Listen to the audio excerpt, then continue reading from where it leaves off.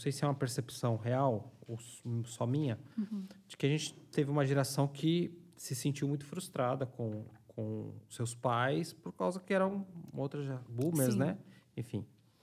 E aí, agora, essa geração tem dificuldade de frustrar os filhos, né? Dizer não, então dá tudo o que eles querem, né? Dar mais do que eles tiveram. E até certo ponto, isso é bom. Poder proporcionar mais do que teve. Sim. Mas a que ponto aí essa frustração ela é boa para gerar um ser humano mais maduro ou ela é ruim a ponto de gerar um problema psicológico? Nossa, muito bom. A frustração ela é necessária para o nosso desenvolvimento, né? E eu vejo muitos pais assim, são extremos, né? Muitos pais que não querem frustrar de jeito nenhum, mas aí quando a gente fala de pais que não querem frustrar os filhos, a gente está falando de questões dos pais, não dos filhos, né? Por que esse pai e essa mãe não suportam a frustração? Por que não suporta uma criança chorando, né? É chato ouvir uma criança chorando? É difícil, gente. É difícil ver uma criança chorando, se jogando no chão. Dói, né? Uma criança se jogando no chão, batendo pezinho, a mãozinha, falando, eu quero chocolate antes do almoço, né? Como o exemplo que eu dei há pouco. É chato, é cansativo, é desgastante, é irritante, né? Enfim, não é uma situação agradável da gente viver. Mas é importante a gente manter esse não, né? Porque a frustração... Se a gente for pensar na psicanálise, a frustração tem a ver com a falta. Então, por exemplo, a minha filha pediu para comer o chocolate antes do almoço e eu falei não. Ela vai ter que lidar com a falta de um desejo que não foi concretizado, de um desejo que ela não conseguiu concretizar, porque eu barrei esse desejo. Eu falei não. Então, para a psicanálise, a gente vai se construindo enquanto sujeito a partir das faltas. Por quê? Porque se eu tenho uma falta aqui, eu recebi um não dos meus pais, eu tenho a falta aqui. Eu vou ter que fazer alguma coisa com aquela falta, porque senão vai ser muito ruim ficar com ela, vai ser insuportável. E aí eu vou para um direcionamento na vida para conseguir outra situação que possa me dar prazer. Então, quando eu falo não para minha filha, para ela não comer o chocolate, ela faz a birrinha dela. Dali 5 minutos, ela está brincando com as bebezinhas dela lá, com as aninhas dela. O que ela foi fazer com a falta dela? Ela foi estabelecer um outro lugar para aquela falta. Ela foi suprir, entre aspas, aquela falta com outra coisa que dá prazer para ela. O que é isso? Amadurecimento, crescimento, aprender a lidar com as emoções. Então, quando a gente tem pais que têm dificuldades em colocar esses limites, a gente está falando muito mais dos pais do que das crianças. E esse sujeito que cresce sem o limite, sem a frustração, é aquele sujeito que lá na vida adulta, o que a gente vê casos todo dia, toda hora, se a gente ligar o da Atena hoje, vai ter uns 5 lá. A mulher falou que quer separar, ele não aceitou, foi lá e deu um tiro na cabeça dela. O cara não sujeita a frustração. Né? Ou a pessoa que se mata também, muitas vezes. Né? A pessoa tinha uma empresa, a empresa quebrou, não sabe o que fazer, não sabe lidar com aquilo, ele se matou. Por quê? Porque não sabe lidar com a falta. E lidar com a falta é extremamente necessário para a nossa sobrevivência. Porque quem é satisfeito... Isso a psicanálise fala, né? Aquela criança que ela é satisfeita o tempo todo, que a mãe não desgruda, que nunca tem aquela falta, ela vai desenvolver uma psicose depois. Isso é a origem da psicose. É não ter a falta. Né? E o que é psicose? É loucura, literalmente falando. Né? São os transtornos mentais, esquizofrenia, aqueles loucuras que a pessoa rompe com a realidade, não consegue estabelecer laço social e é uma doença mental muito grave. Então, tudo isso tem consequência. Né? E eu vejo muitos pais preocupados assim, eu tenho que frustrar meu filho, eu tenho que preparar situações para que ele possa se frustrar. Não, a criança se frustra naturalmente. A vida vai frustrando desde uma criança pequena. Gente, desde o bebê recém-nascido, né? Que a gente amamenta no peito, né? Tem muitos teóricos maravilhosos sobre isso, né? Melanie Klein, Winnicott falam muito sobre isso, né? A questão da psicanálise logo do bebê recém-nascido. Você amamenta o bebê, né? E aí, por exemplo, né? Você amamentou, colocou o bebê lá no carrinho e tal, e você foi fazer xixi. E a criança fez cocô na fralda e você vai ter que trocar. Às vezes não dá para fazer imediatamente, atender imediatamente a necessidade daquele bebê. Ele já está sendo frustrado. Quando ele fica com uma fralda suja por alguns minutos, eu não estou falando de negligência, gente, lógico. Estou falando de uma situação... Né, uma mãe cuidadora, mas que você não satisfaz o desejo do bebê instantaneamente. Às vezes o bebê quer mamar. Você está tomando banho, o bebê está lá com o pai, esgoelando porque ele quer mamar. Às vezes tem 1, 2 dias de vida. Você tem que terminar o banho para você poder amamentar aquele bebê. Então, as situações naturais da nossa vida nos conduzem à falta e nos conduzem à frustração. Nós, enquanto pais, a gente só vai dar uma ajudinha para que os nossos filhos aprendam a lidar com aquilo. Né? A gente não precisa criar situações em que eles se frustrem e também não precisa criar situações para que eles nunca se frustrem. Os dois vão ser nocivos para a criança. É só permitir que ela viva naturalmente e aí, nesse momento de frustração, é um momento que a gente pode aproveitar, por exemplo, para trabalhar a questão das emoções, né?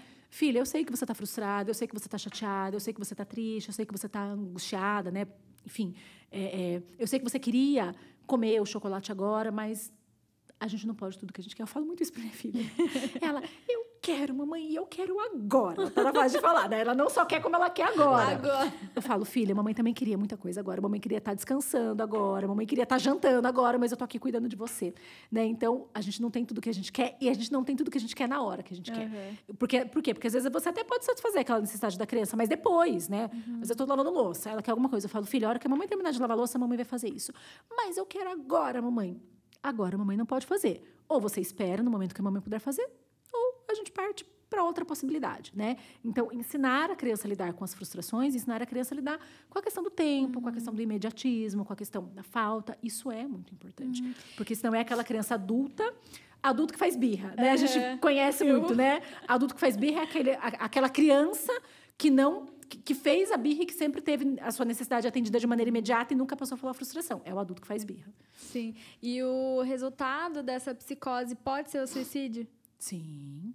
Transtornos mentais, o índice, né, de pessoas que se suicidam a partir é um dos fatores de risco, um dos mais importantes. A partir de transtornos mentais é muito alto. Eu até esqueci de falar, um outro fator de risco para o suicídio é quando já tem histórico de suicídio na família. Então, se tem uma história, né, sempre que chega uma pessoa para mim assim com pensamentos, ideações suicidas, eu pergunto, tem algum histórico de suicídio na sua família? Geralmente tem. Na maioria dos casos tem. Né? E aí, por que isso? Tem a questão espiritual, né? Mas tem também a questão de que a gente vai reproduzindo de maneira inconsciente ciclos de comportamentos. Né? Então, é muito comum, né? Ah, minha avó sofria violência doméstica, minha mãe sofre violência doméstica, eu caso com um homem que bate em mim. Né? Esses ciclos de comportamento eles vão se reproduzindo de maneira inconsciente. Por quê? Por muitos motivos, né? Do ponto de vista emocional, mas também por um desejo de reparação, muitas vezes, né? Ah, minha mãe casou com um homem que batia, eu vou casar, mas eu vou mostrar que comigo pode ser diferente. A gente acaba caindo na cilada de repetir aquilo lá. Então, famílias que têm históricos de suicídio também têm muita probabilidade, isso é estatística, né? Tem muita probabilidade de que haja suicídio nas próximas gerações. Assim como vício em álcool, em drogas também? Tudo. Vício em álcool, em drogas, situações de negligência, abandono, rejeição, aborto, violência, estupro. Esses comportamentos, eles são reproduzidos aí em ciclos de maneira inconsciente. Como é que a gente rompe com esses ciclos? Quando esses comportamentos vêm à consciência. E como é que vem a consciência? Terapia. Né? Então, é muito comum. Eu atendo muitas pessoas assim, né, com gerações de histórico de adultério na família. Né? Avô era promíscuo, pai era promíscuo, ele, né, também era. E aí, quando vem para a terapia, ele consegue entender de onde vem esse ciclo e ele consegue romper. Né? Porque a consciência ela nos traz esse poder de escolha. A partir do momento que eu tenho consciência, eu posso escolher em fazer ou não. Quando eu tenho consciência, eu não tenho escolha, eu só reproduzo aquilo que já está posto, né, na minha dinâmica familiar. Quando eu tenho a consciência, eu falo, olha, eu tenho a possibilidade de falar não. E aí, se eu desejar falar não, eu falo não para aquele comportamento. Então, todos esses comportamentos, né, todos esses vícios, enfim, tudo isso está relacionado com reprodução inconsciente de ciclos geracionais de comportamentos. Isso que seria o comportamento aprendido, que é quando a pessoa acaba repetindo aquilo que ela viveu ali, né? Isso. É que o comportamento aprendido é de outra linha da psicologia, é mais da TCC, mas é isso mesmo. É o comportamento aprendido, é isso mesmo. É aquilo que ela viu, aquilo que ela experienciou e aquilo que ela teve como referência, né? Às vezes ela até não quer repetir, isso, mas se mas vê é inconsciente, repetindo. sim. Né? E aí, olha como é importante a nossa função de pais, né, de casal. A primeira referência que a criança tem de homem e de mulher são os pais. É o pai e a mãe, né? A primeira referência que a criança tem de relacionamento é o casamento dos pais, é a relação dos pais. Isso é muito importante, por isso que a gente vai repetindo, né? E é tão interessante, isso é tão interessante. Durante o tempo que eu trabalhei no CREAS em Barueri, um dos públicos que a gente atendia eram mulheres vítimas de violência doméstica, né? Que sofriam violência física dos companheiros. Muitas delas não entendiam que aquilo era violência, era crime, porque elas cresceram vendo o pai batendo na mãe. Aquilo era comum. Normal. E aí a gente falava, mas você não quer fazer um boletim de ocorrência? Por quê? Um boletim de ocorrência? Você está sendo vítima de um crime, violência doméstica é crime. Como assim? Elas não tinham essa consciência, né, de que... Porque o meio, né, não só os pais, mas assim, todo o meio, toda a comunidade. Claro que a gente está falando aí de pessoas vulneráveis, pobres, né, pessoas vulneráveis que viviam em situações muito delicadas, de pobreza, de fome, de desemprego, tudo isso. Naquela época era esse público que a gente atendia. Elas não tinham nem sequer a consciência, né, de que o que elas estavam vivendo era uma situação de violência, era crime, podia fazer um BO, podia pedir uma medida protetiva, podia se separar daquele homem, fazia parte do contexto. E assim é com tudo, né? Por exemplo, uso de álcool. Quantas pessoas, né, utilizam álcool e acham que é normal, que é natural. Você todo dia ficar bêbado, você cair de bêbado, né? Você consumir uma quantidade muito grande de álcool, cigarro, drogas. Então, esses comportamentos aprendidos, eles vão se reproduzindo e a pessoa sequer tem consciência de que aquilo não é natural, não é esperado. O próprio suicídio, quando a gente fala de suicídio, o suicídio ele é completamente antinatural. Né? É um comportamento antinatural. Por quê? Porque todo o nosso cérebro foi feito para o instinto de sobrevivência. Se a gente for olhar toda a história da humanidade, né? Se a gente está aqui, se eu estiver aqui conversando com vocês e eu perceber uma cobra ali, eu vou sair correndo, eu vou gritar. Por quê? Porque eu quero viver, eu não quero que aquela cobra me pique e morrer. Né? Só que isso é automático do nosso cérebro. Em milésimos de segundos, a gente tem esses reflexos, né, automáticos, porque é um instinto de sobrevivência. Então, quando a gente está doente, o que a gente vai? Vai no médico, né? A gente vai no médico para saber o que é, para tomar o remédio, fazer o tratamento e sobreviver. Então, quando a gente fala de suicídio, a gente está falando de um nível de sofrimento insuportável. A gente está falando de um nível de sofrimento extremo, porque a morte, né, esse auto-homicídio, ele não é natural. O natural do ser humano é um instinto à sobrevivência. Então, se a pessoa chega a pensar em se matar, é o extremo do sofrimento. Existe uma época do ano que tem mais, por exemplo, frio, ou isso é lenda? Então, tem pesquisas em outros países, não aqui no Brasil. Em países em que a maior parte do ano, Londres, por exemplo, é um país onde a maior parte do ano é nublado, não tem sol, né? Tem um índice de suicídio grande. Japão também, eu já ouvi falar que tem um índice de suicídio grande. Tem estudos que... Olha como é interessante, né? Quando a gente pensa, por exemplo, na questão do aborto, né? Países que têm o aborto legalizado também têm um índice de suicídio maior. Por quê? A morte, né? A gente está falando de morte, a gente está falando de homicídio, a gente está falando de Está mais vida, naturalizado. Mais naturalizado, né? Então, se a gente for ver estatisticamente, né? O Japão, por exemplo, é um país que você pode abortar com 9 meses de gestação, né? Liberado pelo governo. E também países em que tem mais esse tempo, né, mais nublado, que as pessoas não têm muita convivência social por conta do clima, o que não é o caso do Brasil, né? O nosso inverno é pequeno, né? Não é tão frio assim aqui no Brasil, né? E a maior parte do ano é calor, é verão, é sol, né? A gente tem muito... a maior parte do tempo é calor aqui no Brasil, é um país tropical. Mas fora do país tem estudos, sim, principalmente na Europa. Né? Houve algum levantamento durante a pandemia? Sobre suicídio? Sobre suicídio, houve aumento? Então, houve os estudos recentes, especificamente em relação ao suicídio, não teve alteração nas estatísticas, né? E aí, os especialistas atribuem isso ao fato de que, pela questão do isolamento social, as pessoas elas estavam mais em casa, elas sim tiveram medo, tiveram todo aquele receio, né? Os suicídios continuaram acontecendo, mais ou menos na mesma proporção, mas por as pessoas estarem em casa, elas ficaram mais reflexivas, mais introspectivas, elas buscaram mais atendimento de saúde mental. Então, eles atribuem, né? A hipótese é de que tenha dado uma equilibrada, não tenha aumentado o número de suicídio por conta disso, né? Esse isolamento, ele trouxe uma maior percepção individual e também mais contato com a família, diminuir a questão de trabalho, então eles atribuem a isso. Porém, ansiedade e depressão, teve uma pesquisa feita pela Universidade do Canadá em 2021 que analisou artigos do mundo inteiro, né? Então, foram feitos artigos científicos no mundo inteiro durante a pandemia e eles reuniram dados de artigos científicos referentes a 80 mil crianças e adolescentes pesquisados no mundo inteiro. Uau. Muita coisa, foi uma pesquisa muito grande, do mundo todo. E os índices de ansiedade e depressão de ansiedade aumentaram, se eu não estou enganada, 124% entre crianças e adolescentes. Então, era assim, desde crianças muito pequenas, 1, 2 anos, até jovens de 19 anos. De ansiedade, aumentou 125%, o número de crianças e adolescentes ansiosos, e de depressão aumentou uma média de 90%, quase dobrou. Né? Então, a gente teve realmente... E aí, a gente pega mais essa parcela da população por conta da questão da escola, né, que é o principal hoje, né, meio social das crianças e adolescentes é a escola. Então, os pesquisadores atribuíram, principalmente ao fechamento das escolas, né, claro, o isolamento social também, como um todo, que as crianças ficaram em casa, mas principalmente por conta do fechamento das escolas e de toda essa dinâmica, né, toda essa vida social que acabou. E criança é muito expansiva, né, ela conhece o mundo. Então, eles atribuíram a isso, a questão do aumento da ansiedade e da depressão em crianças e adolescentes. O suicídio não teve uma variação considerável, mas a ansiedade e a depressão dobrou, né? A ansiedade mais do que dobrou e a depressão quase dobrou nesse período. Teve muito atendimento online. Como é que você lidou com isso? Como é que foi essa dinâmica da pandemia?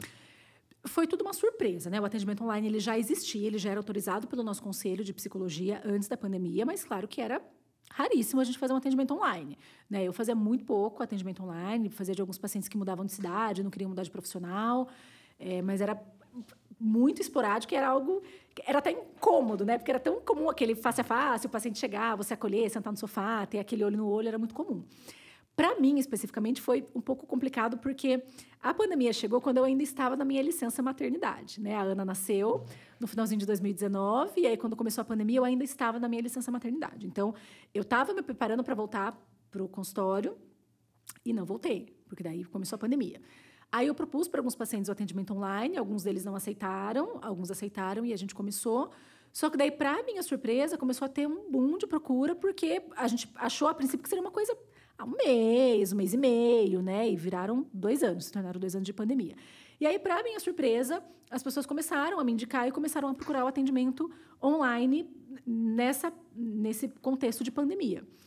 Para mim, especificamente, foi muito bom, porque como eu estava de licença maternidade, a minha filha era bebê, né? Eu amamentei por muito tempo, então eu podia ficar mais com ela, eu podia me dedicar à maternidade e também fazer os atendimentos da minha casa. Claro que eu tive uma rede de apoio que me ajudou, porque sem rede de apoio a gente não consegue fazer nada, mas tudo deu certo.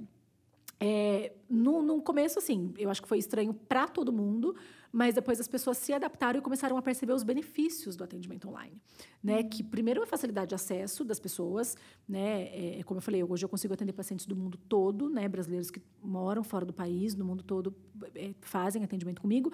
E a própria questão do por exemplo, quem mora na mesma cidade, o deslocamento, o trânsito, o custo com combustível, né? O tempo que se perde para sair de um extremo da cidade e até outro, às vezes, né? A sessão de terapia dura 50 minutos, às vezes a pessoa levava 40 para chegar e 40 para voltar para casa, então era mais tempo no trânsito do que na sessão de terapia, né? E aí as pessoas começaram a perceber a facilidade disso. Eu até voltei um tempo depois para o consultório, fiquei alguns meses, mas daí veio a segunda onda da pandemia, que foi aquela loucura toda, eu voltei a ficar em casa.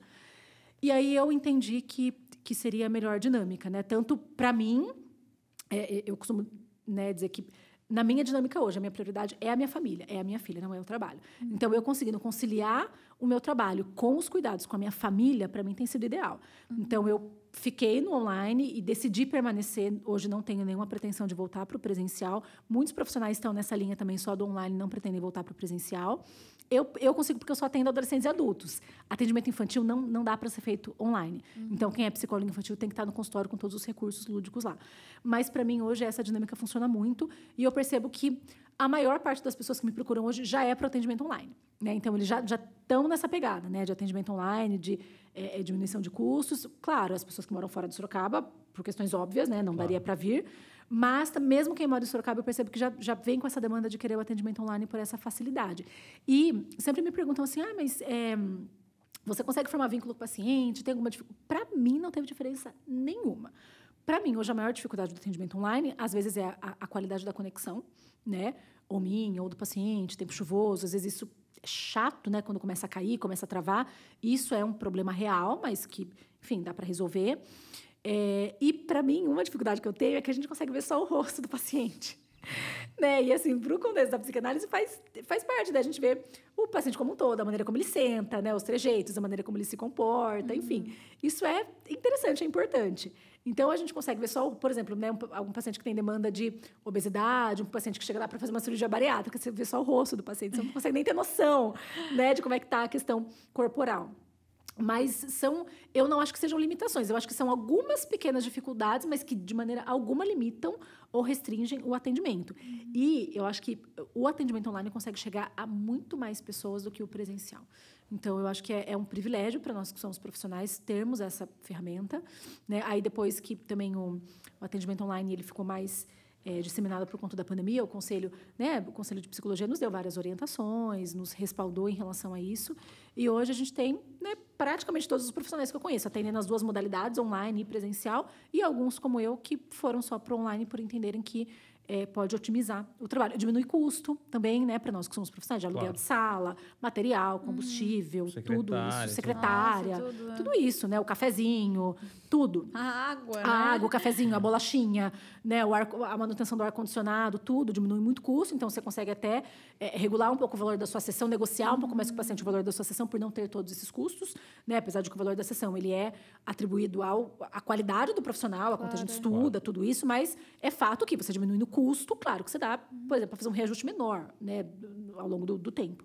Então, viabilizou muitas pessoas que não tinham acesso, puderam ter a partir do atendimento online, né? Então, isso foi muito bom. Esse foi um corte do NSDC Cast. Para conferir o podcast completo, que a gente fala muito mais sobre esse assunto, é só clicar no link que está aqui na descrição e conferir aqui no nosso canal no YouTube.